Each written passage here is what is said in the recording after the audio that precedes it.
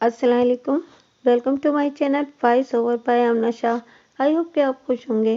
कहानी शुरू करने से पहले आपसे रिक्वेस्ट है कि अगर आपको मेरा कंटेंट पसंद आता है तो प्लीज़ मेरे चैनल को सब्सक्राइब करें। आइए मलिक सफदर हयात की सनसनीखेज तफ्तीशी कहानी का दूसरा हिस्सा सुनते हैं। मौके और वक्त की मुनासबत से अल्फाज और अशिया का मफहूम और तासुर बिल्कुल बदल कर रह जाता है।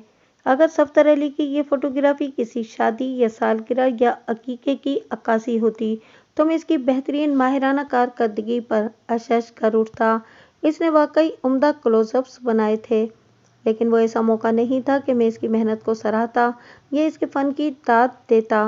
वो एक ऐसे शख्स की लाश की कवरेज थी जो गुज़िश्ता 2 रोज़ से मेरे और मुरादावाली के लिए एक सनसनीखेज मुअम्मा बना हुआ था। मैंने तमाम तस्वीर को बगौर देखा और असबात में सर हिलाते हुए निहायत ही संजीदगी से सिर्फ इतना कहा, सफदर अली, वक्त गुजरने के साथ साथ तुम्हारा फ़न निखरता जा रहा है। पता नहीं इसे मेरी तारीफ करने का ये मुबहम अंदाज पसंद आया या नहीं। वो थोड़ी देर मेरे पास बैठा, फिर इजाज़त लेकर रुखसत हो गया। मैं इन हालात में इसके फ़न को खिराज तहसीन पेश नहीं कर सकता था। इसके जाने के बाद मैंने हवलदार हैदर शाह को अपने कमरे में बुलाया। वो आया तो मैंने पूछा, तुम्हारे थाने में इस वक्त कितनी नफरी है? जनाब, अच्छे खासे लोग मौजूद हैं, उसने जवाब दिया। आप हुक्म करें। मुझे सिर्फ 6 एहलकारों की ज़रूरत है, मैंने कहा, जिनके एक दिन थाने में न होने से किसी काम में नुक्स पैदा न हो जाएगा मलिक साहब, वो तसल्ली आमेज अंदाज में बोला। मैं 6 होशियार किस्म के कांस्टेबल्स का इंतखाब करके आपके पास हाजिर करता हूँ। मेरे पास हाजिर करने की ज़रूरत नहीं छाजी, मैंने ठहरे हुए लहजे में कहा। मैं आपको ब्रीफ कर देता हूँ, इन 6 कांस्टेबल से काम आप लेंगे। ठीक है मलिक साहब, जो आपका हुक्म, वो बड़ी फर्माबरदारी से बोला। आइंदा 10 मिनट के अंदर मैंने इसे वजाहत से समझा दिया कि वो मज़कूरा 6 कांस्टेबल्स को 2-2 कांस्टेबल्स की 3 टीमें तश्कील बना दे। हर टीम के पास मकतूल की 2 तस्वीरें होंगी। इनमें से एक टीम फरीद नगर, दूसरी टीम फ़कीर कॉलोनी और तीसरी टीम भक्केवाल मकतूल के बारे में मालूमात हासिल करने के लिए रवाना हो जाए। और इन तीनों टीमों को अभी और इसी वक्त थाने से रवाना होना होगा। वो मकतूल की तस्वीरें लोगों को दिखाकर इसके बारे में पूछेंगे और जितनी भी जल्दी मुमकिन हो वापस आकर मुझे रिपोर्ट देंगे। ठीक है? बिल्कुल ठीक है मलिक साहब, वो असबात में गर्दन हिलाते हुए बोला। अभी दोपहर का वक्त है। मुझे उम्मीद है कि लोग आज ही की तारीख में वापस लौट आएंगे, और वो भी किसी हौसला अफजा रिपोर्ट के साथ। मैंने हवलदार को 2-2 तस्वीर के 3 सेट देकर अपने कमरे से रुखसत कर दिया और खुद इस गंभीर केस के नशे व फराज पर गौर करने लगा। थोड़ी देर के बाद हवलदार मेरे पास आया और उसने ये इतला दी, मलिक साहब, मैंने तीनों टीमों को उनकी मंजिल की तरफ भेज दिया है। शाबाश, मैंने सताइशी लहजे में कहा। ये बहुत नेक काम किया है आपने शाहजी, वो मुतामिलाना अंदाज में बोला। एक बात मेरी समझ में नहीं आई मलिक साहब। कौन सी बात शाहजी? मैंने सवालिया नज़र से उसकी तरफ देखा। वो बोला, आपने फ़कीर कॉलोनी, फरीद नगर और भक्केवाल की तरफ तो बंदे दौड़ाए, लेकिन जुनूब में वाक़ सुल्तानाबाद को नज़रअंदाज कर दिया। नहीं, मैंने सुल्तानाबाद को कतन नज़रअंदाज नहीं किया, मैंने सोच में डूबे हुए लहजे में जवाब दिया। सुल्तानाबाद मेरी याददाश्त में महफूज है। तो फिर आपने इस तरफ किसी को क्यों नहीं भेजा? हवलदार ने पूछा। इसलिए कि इधर मैं खुद जाना चाहता हूँ, मैंने ठहरे हुए अंदाज में बताया। ओह! हवलदार एक गहरी सांस खारिज करके रह गया। मैंने मजीद कहा कि मैं पोस्टमार्टम की इब्तिदाई रिपोर्ट का इंतज़ार कर रहा हूँ, इसके बाद ही सुल्तानाबाद की तरफ रवाना हो सकूँगा। वो मायने खेज अंदाज में गर्दन हिलाने लगा। सुल्तानाबाद एक छोटा सा गांव था जो मौजा मुरादावाली के जुनूब में लगभग 4 मील के फासले पर वाक़ था। मुरादावाली से कच्चा रास्ता सीधा सुल्तानाबाद की तरफ जाता था। मैं हवलदार के साथ बैठा गुलाम अब्बास के मर्डर पर तबादला ख्याल कर रहा था कि पोस्टमार्टम की इब्तिदाई रिपोर्ट आ गई। मैंने फ़ौरन इस रिपोर्ट को खोलकर पढ़ा। इसमें सबसे अहम सीधी सादी और मुख्तसर सी रिपोर्ट थी और इसमें किसी किस्म की कोई पेचीदगी या टेक्निकल प्रॉब्लम नहीं थी। मज़कूरा रिपोर्ट के मुताबिक मकतूल गुलाम अब्बास की मौत 8 दिसंबर की रात 8 और 9 बजे के दरमियान वाक़ हुई थी और इसकी मौत का सबब दिमाग में लगने वाली कुल्हाड़ी की खतरनाक ज़रबात थीं। इसके बदन पर कुल 37 जख्म शुमार किए गए थे। جو دو مختلف کلاڑیوں کے واروں سے آئے تھے، اور ان میں سے سب سے زیادہ مہلک وار سر کی چوٹوں کے حوالے سے تھا، جو مقتول کے لیے جان لیوا ثابت ہوا تھا۔ وہ ان سنگین زخموں کی تاب نہ لاتے ہوئے موقع پر ہی جاں بحق ہو گیا تھا۔ اس رپورٹ میں چونکا دینے والی اور اہم بات صرف ایک ہی تھی، اور وہ یہ کہ مقتول غلام عباس دو کلاڑیوں بردار حملہ آوروں کا نشانہ بنا تھا۔ یعنی اگر قاتلوں کی فہرست مرتب کی جاتی تو اس میں دو افراد کا نام شامل ہوتا۔ ایک ہلچل مچا دینے والا انکشاف تھا یہ۔ میں نے موقع پر سے ملنے والی مقتول کے سامان کا کئی مرتبہ جائزہ لیا تھا۔ اس میں کوئی بھی قیمتی شے برآمد نہیں ہوئی تھی۔ بٹوا بھی خالی تھا، اس میں سے 1 روپیہ بھی برآمد نہیں ہوا تھا۔ میں ایک لمحے کے لیے یہ سوچنے پر مجبور ہو گیا کہ غلام عباس کا قتل کہیں رہزنی کی کوئی واردات تو نہیں۔ میں نے موقع پر سے ملنے والے مقتول کے سامان کا ایک مرتبہ پھر جائزہ لیا تھا۔ اس میں کوئی بھی قیمتی شے شامل نہیں تھی۔ بٹوا بھی خالی تھا، اس میں سے 1 روپیہ بھی برآمد نہیں ہوا تھا۔ میں ایک لمحے کے لیے یہ سوچنے پر مجبور ہو گیا کہ غلام عباس کا قتل کہیں رہزنی کی کوئی واردات تو نہیں، اسے لوٹنے کے بعد قتل کر دیا گیا ہو۔ اپنی اس سوچ میں مجھے زیادہ توانائی محسوس نہیں ہوئی، لیکن بہرحال یہ کبھی امکان تھا جسے میں نظر انداز نہیں کر سکتا تھا۔ ایسا پیش آنا ناممکنات میں سے نہیں تھا۔ رات تک وہ تینوں پولیس ٹیمیں واپس لوٹ آئیں، جنہیں میں نے مقتول کی شناخت کے سلسلے میں فقیر کالونی، فرید نگر اور بھکیوال روانہ کیا تھا۔ میں نے باری باری ایک ایک پارٹی کو اپنے پاس بلا کر اس سے رپورٹ لی۔ ان سب کا جواب ایک جیسا تھا۔ مقتول غلام عباس ان تینوں گاؤں میں سے کہیں کا بھی رہنے والا نہیں تھا، اور وہاں کوئی بھی اسے نہیں جانتا تھا۔ تینوں ٹیمیں اس کی شناخت میں ناکام رہی تھیں۔ یہ ایک الجھی ہوئی اور گمبھیر صورتحال تھی۔ میں نے فیصلہ کیا کہ اگلی صبح سلطان آباد روانہ ہو جاؤں گا۔ جب تک ASI کراچی سے واپس نہ آتا، یہاں کے معاملات کو نپٹانا ضروری تھا، تاکہ کیس کی کوئی واضح صورتحال نکل کر سامنے آ سکے۔ اس کے بعد ہی بھرپور کارروائی ممکن تھی۔ اس رات میں زیادہ دیر تک تھانے میں نہیں بیٹھا، اور اندھیرا پھیلتے ہی میں اپنے کوارٹر میں چلا گیا، جو تھانے کی حدود ہی میں عقبی جانب واقع تھا۔ سلطان آباد میرے تھانے سے جنوبی سمت میں واقع تھا اور موضع مرادآبادی سے اس کا فاصلہ لگ بھگ 4 میل رہا ہوگا۔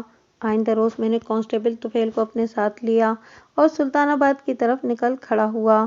زمانے نے تھوڑے آگے کو سفر کیا تھا اور ہم لوگ آمد و رفت کے لیے گھوڑوں سے اتر کر سائیکلوں پر سوار ہو گئے تھے۔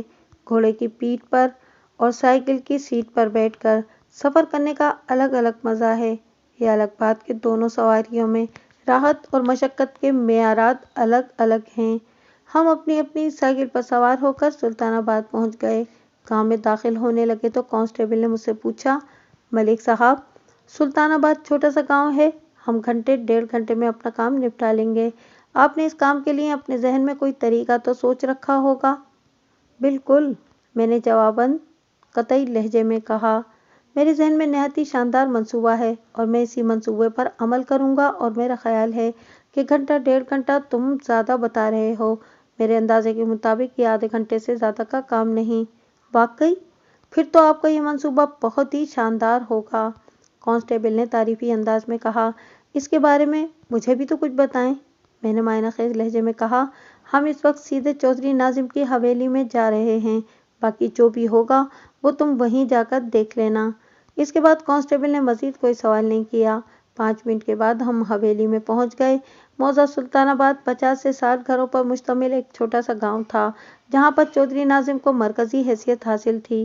ناظم سے میری اچھی یاد اللہ تھی، اس لیے میں نے فیصلہ کیا تھا کہ گھر گھر جا کر دروازہ کھٹکھٹانے سے بہتر ہے کہ ناظم کی حویلی کا رخ کیا جائے۔ وہ اپنے گاؤں میں بسنے والے ہر بندے سے بخوبی واقف تھا، لہٰذا اس کے پاس حویلی میں بیٹھے بیٹھے میرا کام ہو جاتا۔ چودھری ناظم نے حویلی کے گیٹ پر آ کر بنفس نفیس ہمارا استقبال کیا اور بڑی محبت سے ہمیں حویلی کے اندر لے گیا۔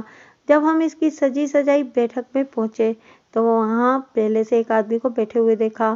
میں نے پلک جھپکتے میں اندازہ لگا لیا کہ چودھری ناظم ہمارے خیر مقدم کے لیے یہیں سے اٹھ کر گیا تھا۔ ہماری آمد سے قبل وہ دونوں آپس میں باتیں کر رہے تھے۔ چودھری نے اس شخص سے میرا تعارف کراتے ہوئے کہا، یہ ملک صفدر حیات ہیں، ہمارے علاقے کے تھانے دار۔ हमारे इलाके के थानेदार। और मलिक साहब, ये चौधरी जफर है, भक्केवाल के चौधरी मतलूब हुसैन का भतीजा। ये इधर कसूर में रहता है। पिछले 2 दिन से भक्केवाल आया हुआ है। आज मुझसे मिलने यहाँ चला आया। अच्छा अच्छा, तो इस जवान का ताल्लुक मेरा सोना शहर कसूर से है। मैंने चौधरी जफर से गर्मजोश मुसाफा करते हुए कहा।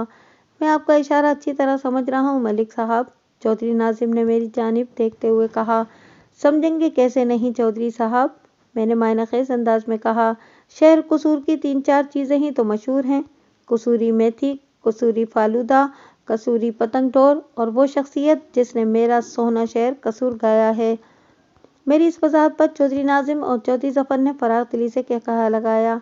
चौधरी नाजिम हमारी खातिर मदारात के लिए अपने मुलाजिम को अहकाम जारी करने लगा। चौधरी नाजिम ने मुझसे पूछा, मलिक साहब, सबसे पहले तो ये बताएं कि आज मेरी याद कैसे आ गई। मुझे उम्मीद है कि किसी सरकारी काम ही से इधर आना हुआ होगा। आपकी उम्मीद खासी तंदुरुस्त है चौधरी साहब, मैंने इस बात में गर्दन हिलाते हुए कहा। दरअसल मैं एक शख्स का सुराग लगाने के लिए यहाँ आया हूँ। पिछले 2-3 रोज से इस मामले ने मुझे चकरा कर रख दिया है। वो दोनों गहरी संजीदगी से मेरी जानिब मुतवज्जा हो गए। मैंने नहायत ही मुख्तसर अल्फाज में सूरत हाल की वजाहत की, फिर अपनी आमद की गर्ज़ व गायत से चौधरी नाजिम को आगाह किया। मेरे खामोश होने पर चौधरी जफर ने कहा, मलिक साहब, ये वही मामला तो नहीं जिसके लिए कल आपके आदमी भक्केवाल पहुंचे थे। बिल्कुल, ये वही केस है, मैंने इस बात में जवाब दिया। सिर्फ भक्केवाल ही नहीं, मैंने फ़कीर कॉलोनी और फरीद नगर की तरफ भी अपने बंदे दौड़ाए थे, लेकिन वो गुज़िश्ता रात इस तलाश में नाकाम होकर वापस आ गए। गुलाम अब्बास नामी इस नामालूम परदेसी के बारे में कुछ पता नहीं चला। मैं इसकी शनाख्त के सिलसिले में इधर आया हूँ। चौधरी नाजिम ने कहा, मुझे ये खबर तो मिली थी कि उधर मुरादाबादी में किसी अजनबी नौजवान को बड़ी बेदर्दी से कत्ल कर दिया गया है, लेकिन इस वारदात की तफसीलात आपकी ज़बानी पता चली हैं।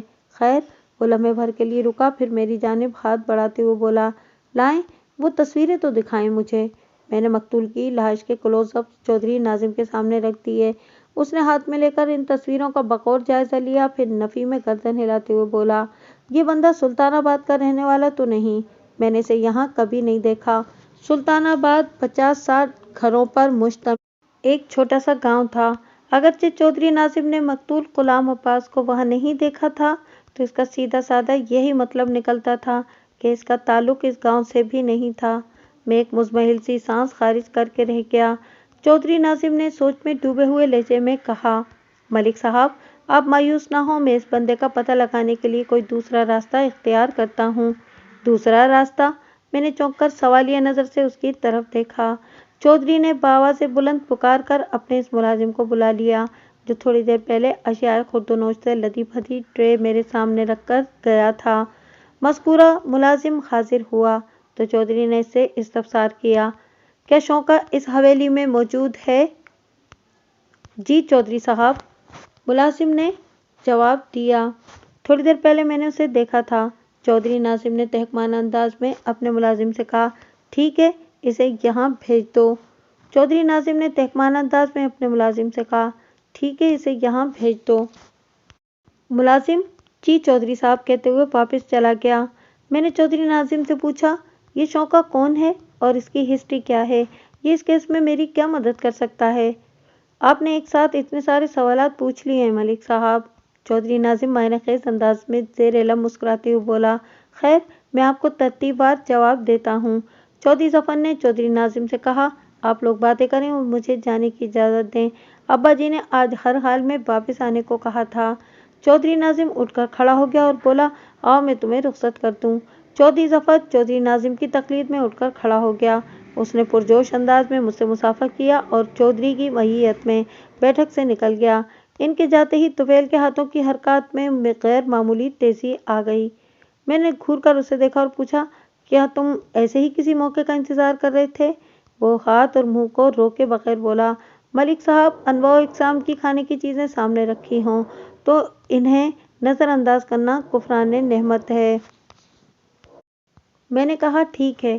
थोड़ी देर के बाद चौधरी नाजिम सफ़र को रुख्सत करके वापस आ गया और मेरी तरफ मुतवज्जा होते हुए बोला, मलिक साहब, आप शौके के बारे में जानना चाहते हैं ना? तो सुने। वो लम्हे भर को सांस लेने के लिए रुका तो मैं हमतन गोश होकर उसे देखने लगा।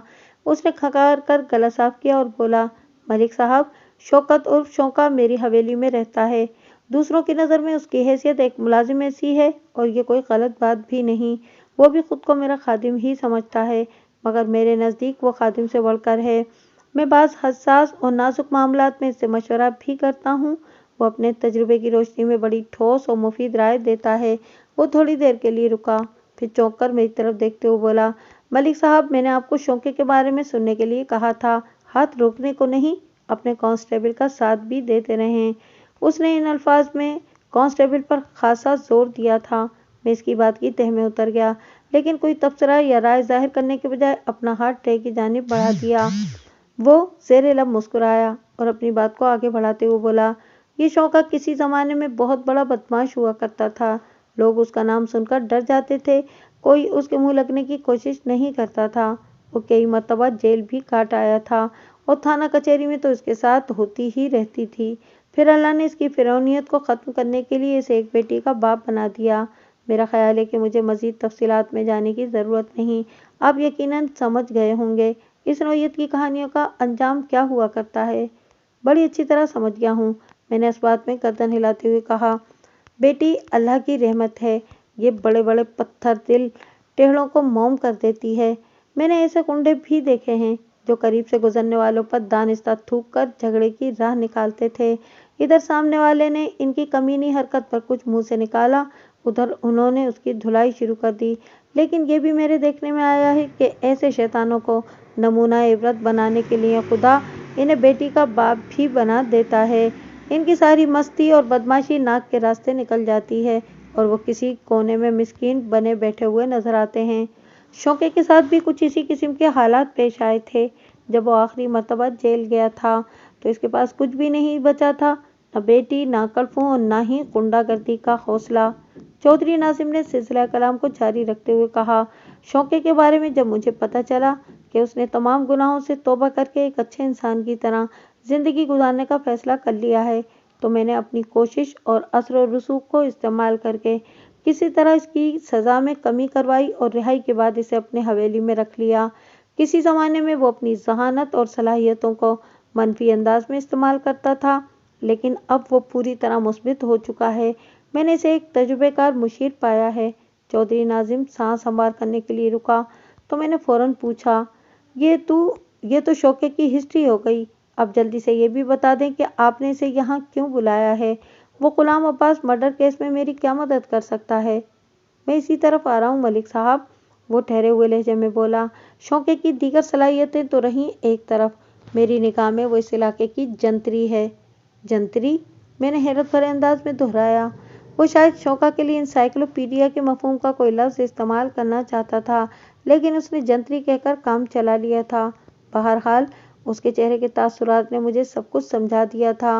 वैसे इस मामले में जंतरी का टाइटल भी कुछ बुरा नहीं था।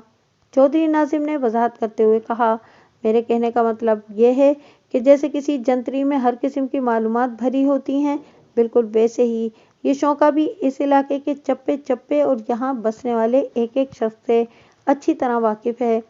मुझे उम्मीद है कि वो अजनबी मकतूल की तस्वीरों को देखकर ज़रूर पहचान लेगा। ओह, मैंने एक गहरी सांस खारिज की। इसी लम्हे चौधरी का मुलाजिम शौके को लेकर वहां पहुंच गया। मैंने शौके को देखा तो हैरान रह गया। वो आम सी शक्ल सूरत का मालिक एक दुबला पतला शख्स था। उम्र 60 के करीब रही होगी। उसकी एक आंख और एक टांग में ऐब था और वो बेसाखी के सहारे वहां पहुंचा था। जवानी में वो यकीनन सेहतमंद और ताकतवर रहा होगा, लेकिन अब वो जवानी और नादानी कहीं नजर नहीं आती थी। बुढ़ापे ने हर शान और हर अकड़ को सरनिगू कर दिया था। वक्त का सफाक पहिया हर खास आम को रौंद डालता है। शौके ने बैठक में दाखिल होकर चौधरी नाजिम को सलाम किया, फिर चौंक कर हमारी तरफ देखने लगा। हम इस वक्त पुलिस की वर्दी में थे और यही उसके चौंकने का सबब भी था। पुलिस वालों को वहां बैठे देखकर उसे उलझन आमेज हैरत हुई थी, जो सवाल बनकर उसकी एक सलामत आंख से झांक रही थी। इस जमाने में उसका पुलिस के साथ कभी आंख मचोली का साथ रह चुका था। चौधरी नाजिम ने शौके के चेहरे पर नमूदार होने वाली हैरत को भांप लिया और तसल्ली आमेज लहजे में बोला, खैर है शौका, ये अपने मलिक साहब इस इलाके के थाना इंचार्ज हैं और मेरे बहुत अच्छे दोस्त भी हैं। انہیں اس کو حل کرنے کے لیے تمہاری مدد کی ضرورت ہے۔ پریشان ہونے کی ضرورت نہیں، آرام سے بیٹھ جاؤ۔ شوقیہ کے چہرے پر اطمینان ابھر آیا اور وہ مجھے سلام کرنے کے بعد ایک جگہ بیٹھ گیا۔ چودھری نے مختصر الفاظ میں اسے مقتول غلام عباس کے بارے میں بتانے کے بعد اس کی تصویریں دکھاتے ہوئے کہا، انہیں غور سے دیکھو اور بتاؤ یہ بندہ کون ہے اور کہاں کا رہنے والا ہے۔ کیا نام بتایا ہے آپ نے؟ غلام عباس، وہ تصویروں پر سنگل آنکھ جمائے ہوئے بولا۔ اگلے ہی لمحے اس کے چہرے کے تاثرات بدل گئے۔ اس کی یک چشم میں شناسائی کی چمک ابھری اور وثوق بھرے لہجے میں اس نے اعلان کر دیا، یہ بندہ غلام حسین جٹ کا پتر ہے جو ادھر نظام پورہ میں رہتا ہے۔ نظام پور؟ میں نے اضطراری انداز میں کہا۔ شوقیہ نے اپنے سر کو اثباتی جنبش دی اور تصدیقی لہجے میں بولا، جی تھانے دار صاحب، میں نے اس جوان کو پہچان لیا ہے۔ میری معلومات کے مطابق یہ بندہ کمانے کے لیے کراچی گیا ہوا تھا۔ غلام حسین جٹ کو اس سے بڑی امیدیں ہیں جناب، بلکہ امیدیں تھیں، اب تو یہ باقی نہیں رہا۔ ہائے غلام حسین بد نصیب! اس نے جملہ ادھورا چھوڑ کر اپنے سر کو نفی میں جنبش دی اور افسوسناک لہجے میں بولا، غلام حسین اور اس کی گھر والی ارشاد بی بی کی صرف یہ ایک ہی اولاد تھا، یہی غلام عباس، ان کی ساری آسوں اور امیدوں کا سہارا۔ شوقیہ نے مقتول کی لاش کی تصویروں کو دیکھ کر شناخت کا مسئلہ حل کر دیا تھا۔ اس کے ساتھ ہی میرا کام بھی آسان ہو گیا تھا۔ مجھے یہ پتہ چل گیا تھا کہ غلام عباس کے والی وارث کہاں ہیں اور کون ہیں۔ باقی کی باتیں میں غلام حسین جٹ اور اس کی بیوی ارشاد بی بی سے مل کر معلوم کر سکتا تھا۔ شوقیہ کی حوصلہ افزا رپورٹ کے بعد میں نے اسے وہ 2 چھوٹی تصاویر بھی دکھائیں جو مجھے مقتول کے پرس میں سے ملی تھیں۔ ان میں سے ایک تصویر کسی 2 سالہ معصوم بچی کی تھی اور دوسری تیکھے نقوش والی ایک پرکشش لڑکی کی۔ یہ تصویریں بھی میرے لیے ایک پراسرار معمہ بنی ہوئی تھیں۔ مجھے امید تھی کہ شوقیہ انہیں بھی بخوبی پہچان لے گا، لیکن میری یہ توقع پوری نہ ہو سکی۔ ان تصویروں کو بغور دیکھنے کے بعد شوقیہ نے اعلان کر دیا، میں ان لوگوں کے بارے میں کچھ نہیں جانتا۔ میں ایک جھٹکے سے اٹھ کر کھڑا ہو گیا۔ شوقیہ سے وہ تصاویر واپس لے کر اپنی جیب میں رکھیں اور چودھری ناظم کی طرف دیکھتے ہوئے کہا، آپ کے تعاون کا بہت بہت شکریہ چودھری صاحب، میں اب یہاں سے سیدھا نظام پور جاؤں گا۔ پھر میں نے یک چشم سنگل لیگ ریٹائرڈ بدماش شوقیہ کو مخاطب کرتے ہوئے نرمی سے کہا، شوکت، میں تمہارا بھی شکر گزار ہوں، تم نے میرے لیے بڑی آسانیاں پیدا کر دی ہیں۔ اس کا سینہ فخر سے پھول گیا۔ یہ شوقیہ کے لیے بڑی اعزاز کی بات تھی کہ اس علاقے کے تھانہ انچارج اس کی خدمات کو سراہ رہا تھا۔ اس کے بعد چودھری ناظم نے ہمیں روکنے کی کوشش نہیں کی۔ میں کانسٹیبل طفیل کے ہمراہ چودھری کی حویلی سے نکل کر نظام پور کی جانب روانہ ہو گیا۔ موضع سلطان آباد میرے تھانے کے جنوب میں لگ بھگ 4 میل کے فاصلے پر واقع تھا اور نظام پور سلطان آباد کے جنوب مغرب میں۔ ان دونوں گاؤں میں کم و بیش 3 میل کی دوری حائل تھی۔ موسم خاصا خشک تھا، لہٰذا سائیکلنگ میں کوئی پریشانی پیش نہیں آ رہی تھی۔ ہم مقتول غلام عباس کے بارے میں باتیں کرتے ہوئے بڑی تیزی سے نظام پور کی سمت بڑھ رہے تھے۔ مجھے یوں محسوس ہو رہا تھا جیسے اس کیس کا ایک مضبوط سرا میرے ہاتھ آ گیا ہو۔ میں اس سرے کو دھیرے دھیرے کھینچ کر دوسرے سرے تک رسائی حاصل کر سکتا تھا۔ اس کیس کے حل ہونے میں اب زیادہ دیر باقی نہیں رہی تھی۔ تھوڑی دیر کے بعد ہم نظام پور پہنچ گئے۔ نظام پور سلطان آباد سے نسبتاً بڑا گاؤں تھا۔ یہاں 100 سے زیادہ گھر آباد تھے اور یہ بھی میرے تھانے کی حدود ہی میں آتا تھا۔ وہاں پہنچ کر ہمیں غلام حسین جٹ تک پہنچنے میں کوئی دقت پیش نہیں آئی۔ اسے ڈھونڈنے کے لیے یہی حوالہ کافی تھا کہ وہ غلام حسین جٹ جس کا اکلوتا بیٹا غلام عباس جٹ کمانے کے لیے کراچی گیا ہوا ہے۔ کام میں داخل ہونے کے 5 منٹ بعد ہم غلام حسین کی دکان پر کھڑے تھے۔ وہ موضع نظام پور میں دودھ دہی وغیرہ کی دکان چلاتا تھا۔ وہ ایک دبلا پتلا اور سیدھا سادہ شخص تھا، دودھ کا کاروبار کرنے والے دیگر افراد سے قطعی مختلف، ورنہ اس کام سے وابستہ اور منسلک لوگوں کو عموماً ہٹا کٹا اور صحت مند ہی دیکھا گیا ہے۔ وہ ہم پر اور ہماری وردیوں پر نظر پڑتے ہی اٹھ کر کھڑا ہو گیا، پھر اپنے ہاتھ کو اضطراری انداز میں پیشانی سے لگاتے ہوئے اس نے مجھے سلام کیا۔ میں نے بغور اس کا جائزہ لیا، اس کی عمر 45 اور 50 کے درمیان رہی ہوگی۔ میں نے اس پر نگاہ پڑتے ہی فوراً پہچان لیا کہ یہ وہی غلام حسین جٹ ہوگا، کیونکہ وہ مقتول سے گہری مشابہت رکھتا تھا، یعنی مقتول میں اس کی شباہت پائی جاتی تھی۔ میں نے اس کے چہرے اور آنکھوں میں شدید نوعیت کے الجھن آمیز تاثرات کو فوراً نوٹ کر لیا۔ وہ ہمیں اپنے سامنے دیکھ کر ایک دم پریشان ہو گیا تھا और इसी परेशानी में वो बोलना भी भूल गया था। वैसे पलक झपकते में मैंने इस बात का अंदाजा तो लगा लिया था कि वो अपने बेटे को पेश आने वाले अलमनाक वाक़े से आगाह नहीं था। मैंने ठहरे हुए लहजे में उसे मुखातिब करते हुए कहा, गुलाम हुसैन, मैं तुमसे चंद ज़रूरी बातें करना चाहता हूँ, लेकिन वो बातें यहाँ खड़े खड़े नहीं हो सकती। क्या तुम अपनी दुकान बंद करके मेरे साथ थोड़ी देर के लिए अपने घर चल सकते हो? जी, ऐसी क्या बात है? उसकी उलझन में कई गुना इजाफा हो गया। दरअसल मैं इसे यकलख्त उसके बेटे की मौत की खबर नहीं सुनाना चाहता था। अगरचे ये एक शफ़ाफ़ और नाकाबिल तरदीद हकीकत थी, लेकिन इंसानियत का तकाजा यही था कि मैं ये अंधोनाक इत्तला देते हुए इसे कम से कम सदमा पहुँचाऊँ। और वैसे भी यूं बाजार में खड़े होकर इस मौजू को खोलना मुनासिब नजर नहीं आता था। अगर यहाँ बताने वाली बात होती तो फिर मुझे ये कहने की क्या ज़रूरत थी कि दुकान बंद करके घर चलो। मैंने नर्म लहजे में कहा, मैंने जो कहा है इसे समझने की कोशिश करो गुलाम हुसैन। मेरे लहजे में इतनी कतईयत और तहकुम पाया जाता था कि वो चुपचाप मेरी हिदायत पर अमल करने को तैयार हो गया। इसका घर चंद कदम की दूरी पर था। उसने अपनी दुकान को बंद किया और थोड़ी देर के बाद हम उसके घर में बैठे थे। उसकी घरवाली इरशाद बीबी भी हमारे पास आ गई। उसने गहरी फिक्रमंदी से सवाल किया, अब तो बताएं जनाब, आखिर मामला क्या है? मैंने ठहरे हुए अंदाज में कहा, मैं तुमसे तुम्हारे बेटे गुलाम अब्बास के बारे में बात करने आया हूँ, वो जो कराची के एक होटल में काम करता है। क्या हुआ है मेरे अब्बास को? इरशाद बीबी बेसाख्ता सीने पर हाथ रखते हुए बोली। किसी माँ को उसकी औलाद की ये इत्तला देना सबसे मुश्किल और दिल गिरफ्तार काम है, लेकिन मेरी मजबूरी थी कि मैं अपने फ़राइज़ के सामने बिल्कुल बेबस होकर रह गया था।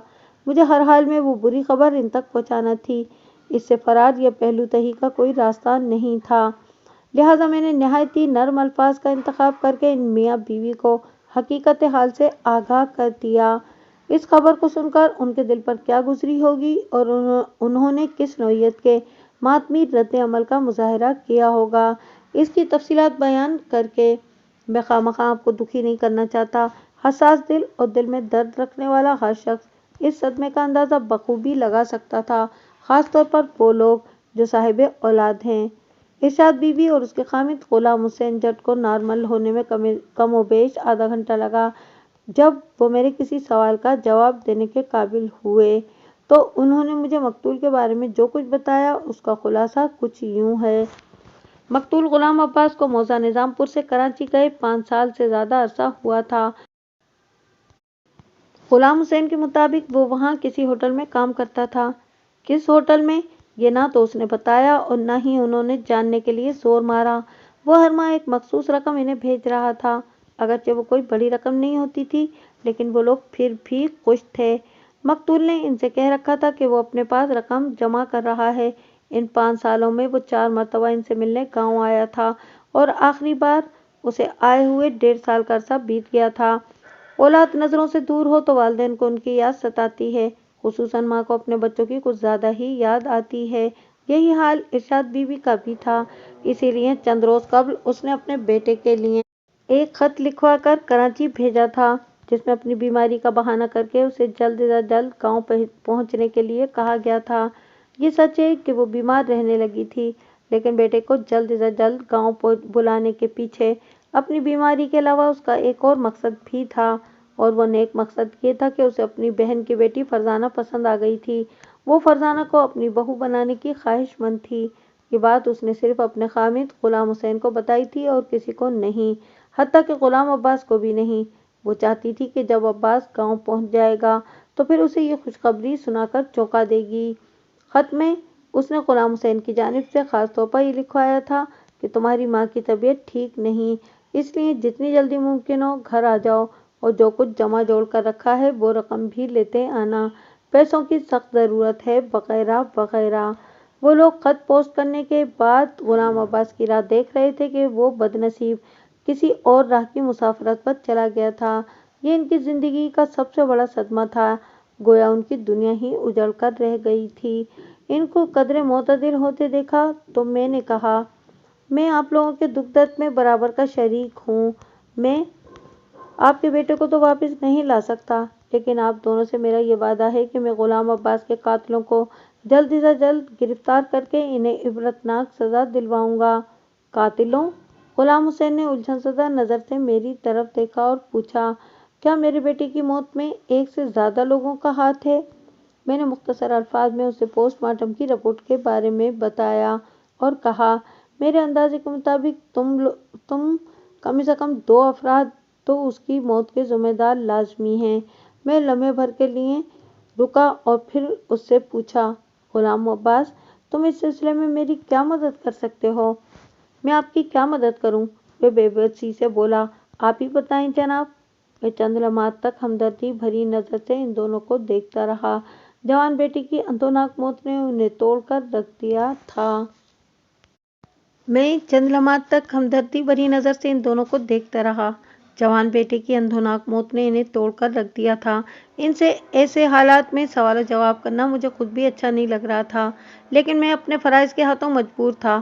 تاہم میں نے یہ سوچ لیا تھا کہ انہیں اپنے الفاظ سے کم تکلیف پہنچنے دوں گا، لہٰذا تھوڑی سوچ بچار کے بعد میں نے نہایت ہی ٹھہرے ہوئے لہجے میں کہا، غلام حسین، میری بات غور سے سنو۔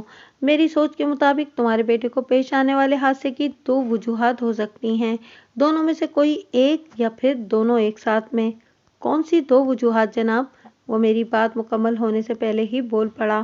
میں نے اس بات میں گردن ہلاتے ہوئے کہا، میں وہی بتانے جا رہا ہوں، تم پوری توجہ سے صبر کے ساتھ میری بات سنتے جاؤ۔ وہ اس وقت جتنی بڑی قیامت سے نبرد آزما تھا، اس کے پیش نظر میں اس کے ساتھ نہایت نرمی کا برتاؤ کر رہا تھا۔ میں نے کہا کہ تم نے بتایا ہے کہ تم لوگوں نے اسے فوراً یہاں پہنچنے کے لیے چند روز پہلے ایک خط لکھا تھا اور اس خط میں یہ بھی تاکید کی تھی کہ اس نے اپنے پاس جو بھی جمع جوڑ کر رکھا ہے وہ بھی اپنے ساتھ لیتا آئے، کیونکہ آپ لوگوں کو پیسوں کی اشد ضرورت ہے۔ یہ عین ممکن ہے اس نے آپ کی ہدایت پر عمل کرتے ہوئے ادھر کا رخ کیا ہو اور کسی کو یہ خبر ہو گئی ہو کہ اس کے پاس ایک بڑی رقم موجود ہے، لہٰذا دولت کے لالچ میں اس نے غلام عباس کو قتل کر دیا ہو۔ غلام عباس کے لباس اور سامان کی اچھی طرح تلاشی لی گئی تھی، جیسے وارداتیے کو کسی شے کی تلاش ہو۔ ایک وجہ تو یہ ہے، اور دوسری وجہ، میں نے سانس درست کرنے کے لیے رک کر پھر اضافہ کرتے ہوئے کہا، دوسری وجہ کوئی خطرناک دشمنی ہو سکتی ہے، جانی دشمن اس بات سے باخبر ہو گیا ہو یا ہو گئے ہوں کہ وہ کسی وقت یہاں پہنچ رہا ہے، لہٰذا انہوں نے اسے گھیر گھار کر موت کے گھاٹ اتار دیا اور اس کی جامہ تلاشی اور سامان کی تلاشی میں سے جو بھی ہاتھ لگا وہ بھی لوٹ کر لے گئے۔ غلام حسین نے بے بسی سے مجھے دیکھا اور گلوگیر لہجے سے بولا، تھانے دار صاحب، آپ کی باتیں میری سمجھ میں بالکل نہیں آ رہی ہیں۔ پہلی بات تو یہ کہ مجھے نہیں پتا وہ اپنے ساتھ کوئی بڑی رقم لے کر آ بھی رہا تھا یا نہیں، اور پھر میرا بیٹا ایسا نہیں جو دشمن وغیرہ پالتا رہے، آج تک اس کا کسی سے کوئی دنگا فساد نہیں ہوا، اس کا ایسا کون دشمن ہو سکتا ہے جو اسے اتنی بے دردی سے موت کے گھاٹ اتار دے؟ نہیں جناب، وہ بڑی شدت سے نفی میں گردن جھٹکتے ہوئے بولا، میں نہیں مان سکتا یہ کسی دشمنی کا نتیجہ ہو۔